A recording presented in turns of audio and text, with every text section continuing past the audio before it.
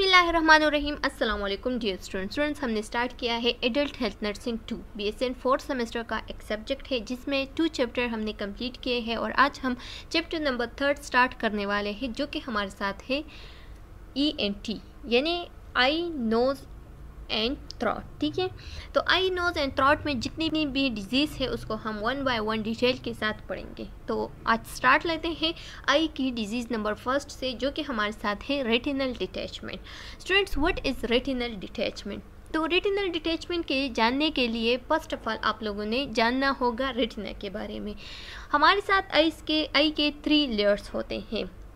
जो outer most layer होता है उसको हम कहते हैं स्क्लेरा, जो मिडल लेयर होता है उसको हम कहते हैं कोराइड एंड जो इनर लेयर होते हैं उसको हम कहते हैं रेटिना। तो जब हमारे साथ कोराइड और रेटिना के दरमियान डिटैचमेंट आ जाए, डिटैचमेंट यानी डी अटैचमेंट, यानी क्या मतलब, यानी सेपरेशन। ठीक है, जब भी रेटिना और कोराइड के दरमियान डी अटैचमेंट या सेपरेशन आ जाए उस कंडीशन को हम कहते हैं रेटिनल डिटैचमेंट। तो आइए स्टार्ट लेते हैं। स्टार्ट लेने से पहले आप लोगों से एक छोटा सा रिक्वेस्ट है कि हमारे चैनल लेक्चर्स बाय अनाया को सब्सक्राइब करें, कमेंट करें and press the bell icon ताकि नेक्स्ट वीडियो का नोटिफिकेशन आप लोग को बहुत जल्द मिल सके। हमारे साथ इस चैप्टर के ऑब्जेक्टिव्स क्या होंगे, तो इस वीडियो लेक्चर में हम क्लियर करने वाले हैं डिफिनीशन ऑफ रेटिनल डिटैचमेंट, फिर उसके बाद इटियोलॉजी यानी काजेज ऑफ रेटिनल डिटैचमेंट, फिर पैथोफिजियोलॉजी, फिर उसके बाद हम clinical manifestation, diagnosing and surgical management और नर्सिंग इंटरवेंशन को पढ़ेंगे। स्टूडेंट्स, आप लोग देख सकते हैं ये हमारे साथ क्या है, ये हमारे साथ नॉर्मल आई है।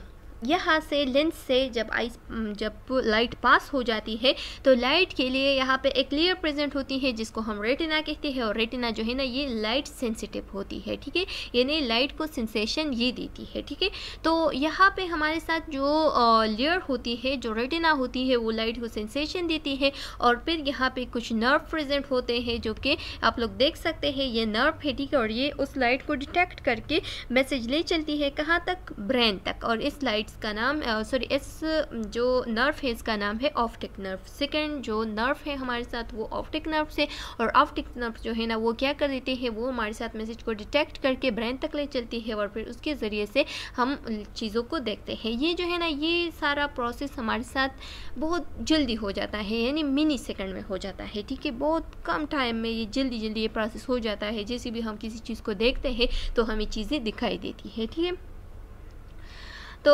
यहाँ पे आप लोगों को दिया गया है कि ये हमारे साथ क्या है, ये जो है ना ये स्क्लेरा है, outer most layer of the eye, फिर उसके बाद कोराइड है और फिर उसके बाद जो इनर मोस्ट लेयर है उसको हम रेटिना कहते हैं। ठीक है, जो कि लाइट सेंसिटिव होती है। ये हमारे साथ क्या है, ये है ऑप्टिक नर्व। ठीक है स्टूडेंट्स, आप लोग देख सकते हैं हम रेटिनल डिटैचमेंट अब किस चीज़ को कहते हैं।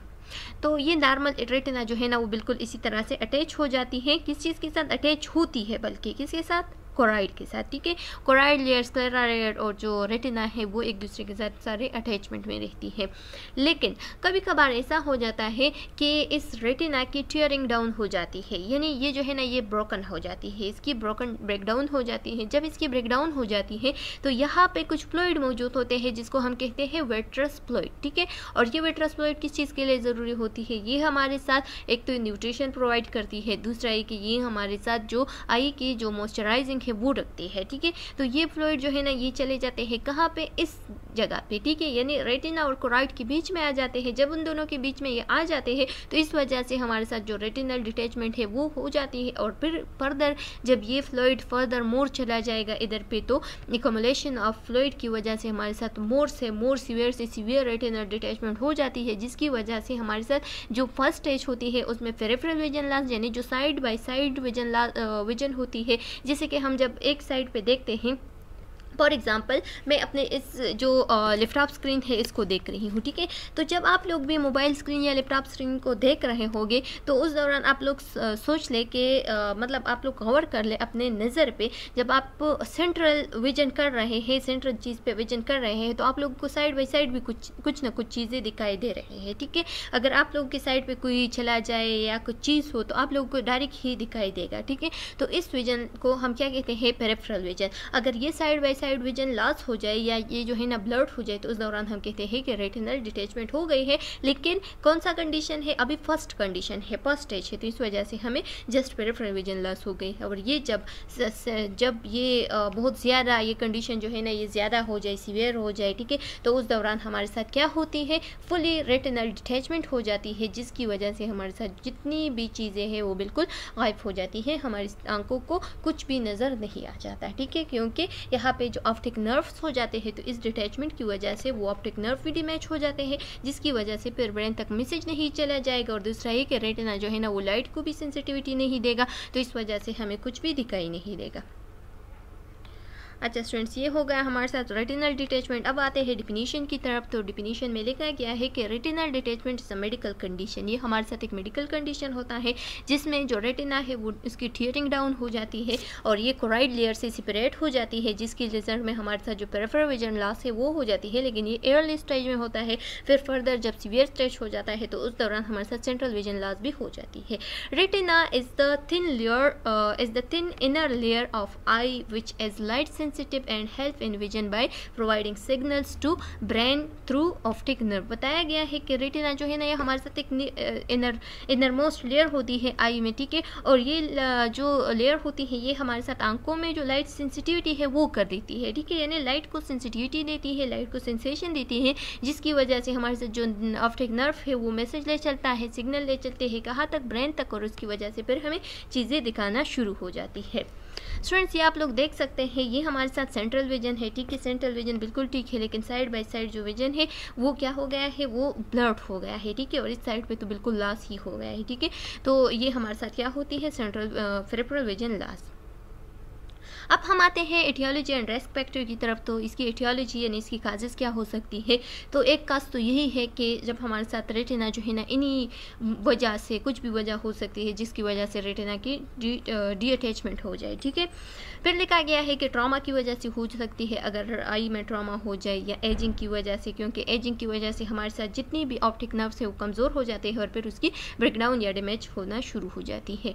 डायबिटिक रेटिनोपैथी की वजह से जितनी भी डायबिटिक पेशेंट्स होती है तो उसकी अगर 2 या 3 साल हो जाए तो उसके बाद हम जब भी डॉक्टर के पास उसको ले चलते हैं, अम्मी लोगों को, बाप वगैरह को, ठीक है, या दादा दादी को, तो जब भी हम उनको ले चलते हैं डॉक्टर के पास तो फर्स्ट पूछते हैं कि शुगर तो नहीं है, अगर शुगर है तो फिर क्या पूछते हैं कि कितने टाइम से है, अगर वो बोले कि 10 साल से, 5 साल से, तो वो क्या कहता है, डॉक्टर डायरेक्ट ही पूछता है कि नज़र में कोई मसला तो नहीं है, ठीक है। तो ये हमारे साथ क्या होती है, ये हमारे साथ डायबिटिक पेशेंट में जितनी भी नज़र लॉस है, ठीक है, या विजन लॉस है वो हो जाती है, क्योंकि उसकी भी जो ऑप्टिक नर्व है वो डैमेज हो जाते हैं, ठीक है। इसके साथ साथ फिर हमारे साथ आती है हेमोरेज, यानी अगर आई में कोई ब्लीडिंग वगैरह हो रही है, ठीक है, तो उसकी वजह से भी जो ये रिस्क फैक्टर हो सकती है। और इसके साथ साथ हमारे साथ अगर रेटिना में कोई ट्यूमर वगैरह बन गया है तो उस दौरान भी हो सकती है। पैथोफिजियोलॉजी की तरफ आते हैं।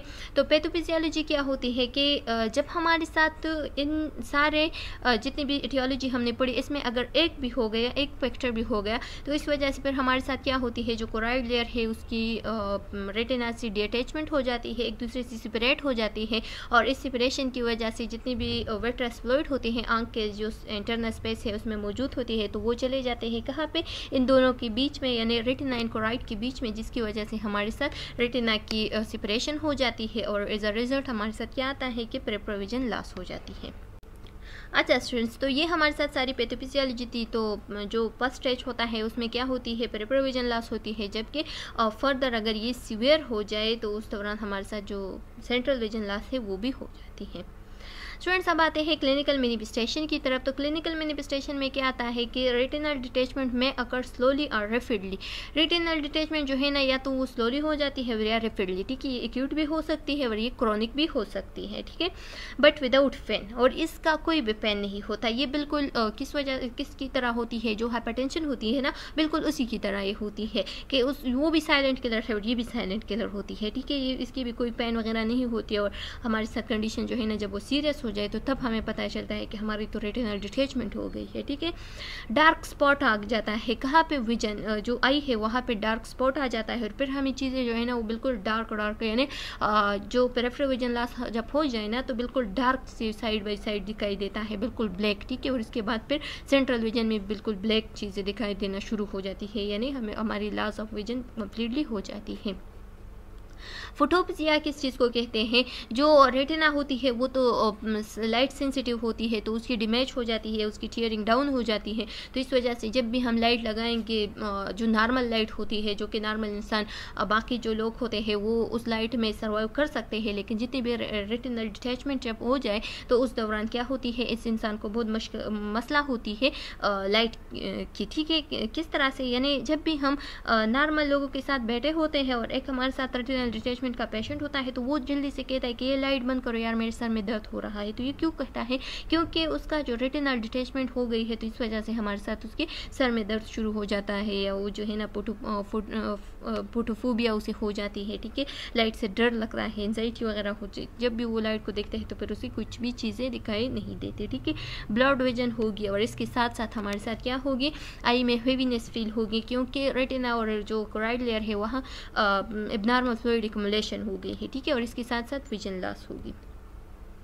ये आप लोग देख सकते हैं ब्लैक स्पॉट का यही मतलब है कि ये जो पेरिफेरल विजन लॉस हो गई है तो इसको हम क्या कहते हैं, पेरिफेरल साइड पे जो विजन है वो बिल्कुल लॉस हो गई है, बिल्कुल ब्लैक दिखाई देती है। डायग्नोजिंग की तरफ आते हैं तो डायग्नोजिंग में लिखा गया है कि हिस्ट्री कलेक्शन करेंगे, इसके साथ साथ यानी हिस्ट्री का पूछेंगे कि क्या मसला है, ठीक है, इसकी साइन सिम्टम का पूछेंगे, फिर उसके बाद फिजिकल एग्जामिनेशन करेंगे। ठीक है, उसका नज़र चेक करेंगे, उंगलियों के जरिए से उसका नज़र चेक करेंगे। ठीक है, और उसके साथ साथ अफ्थल्मोस्कोप जो है ना ये हमारे साथ एक इंस्ट्रूमेंट होता है जिसके ज़रिए से हम क्या कर देते हैं, जो पंडस ऑफ द आई है उसको चेक कर देते हैं। ठीक है, अच्छा स्टूडेंट्स, अब आते हैं हम मैनेजमेंट की तरफ। तो सर्जिकल मैनेजमेंट करेंगे। सर्जिकल मैनेजमेंट इससे पहले हम क्या करेंगे, कुछ ट्रीटमेंट वगैरह करेंगे जो मेडिकल यानी उसके लिए जो मेडिकल या मेडिसिन वगैरह प्रिस्क्राइब करेंगे। ठीक है, तो उस मेडिसिन में हमारे साथ जितनी भी एंटीबायोटिक्स वगैरह होते हैं वो आ सकती है। ठीक है, ताकि इन्फेक्शन वगैरह अगर हो जाए तो उससे बचा सके। ठीक है, और दूसरा ये कि कुछ आई ड्राफ्ट वगैरह प्रोवाइड करेंगे। इसके साथ साथ हम एंटी एमेटिक्स देंगे। एंटी एमेटिक इस वजह से देखें क्योंकि पेशेंट जो है ना जब भी रेटिनल डिटैचमेंट हो जाते हैं उस दौरान उसको वॉमिटिंग नाजिया वगैरह फील हो सकती है, तो ये जो ग्रेविनेट या जो जितने भी एंटी एमेटिक ड्रग्स है वो प्रोवाइड कर सकते हैं। ठीक है, प्रिस्क्राइब कर सकते हैं। अच्छा स्टूडेंट, अब हमारे साथ आ रहे हैं मैनेजमेंट। तो मैनेजमेंट में सर्जिकल मैनेजमेंट हो गया। सर्जिकल मैनेजमेंट में दो मैनेजमेंट हम कर देते हैं, एक को हम कहते हैं वेक्ट्रेक्टोमी और दूसरों को हम कहते हैं क्रायोसर्जरी। तो ये जो वेक्ट्रेक्टोमी होती है, वेक्ट्रेक्टोमी एक ऐसा प्रोसीजर होता है जिसमें हम क्या करते हैं, जितनी भी हमारे साथ एकमलेशन ऑफ द फ्लूइड हो गई है रेटिना और कोराइड के बीच में, तो उसको हम क्या कर देते हैं, उसको हम रिमूव कर देते हैं। तो उस दौरान हम कहते हैं कि वेक्ट्रेक्टोमी हो गई। और जब भी हम उसको रिमूव कर देते हैं उस फ्लूइड को, तो उसके बाद हम एक दूसरी सर्जरी की प्रोसीजर कर देते हैं जिसको हम क्रायोसर्जरी कहते हैं। क्रायोसर्जरी ऐसा प्रोसेस होता है जिसके जरिए से हम क्या करते हैं, जितना भी हमारे साथ ये जो रिमूवल ऑफ फ्लूइड हो गई है तो वहाँ पे स्कार वगैरह प्रेजेंट होगी। ठीक है, और स्कार के जरिए से हम क्या करेंगे, उस स्कार को रिमूव करेंगे और रेटिना और जो कोराइड है उस दोनों की क्या करेंगे, रीअटैचमेंट करेंगे एक दूसरे से, फिर उन दोनों को रीअटैच करेंगे। ठीक है, तो ये हमारे साथ ऐसा प्रोसीजर होता है, ये दोनों आप लोगों ने रिमेंबर रखना है। अब आते हैं हम नर्सिंग मैनेजमेंट की तरफ।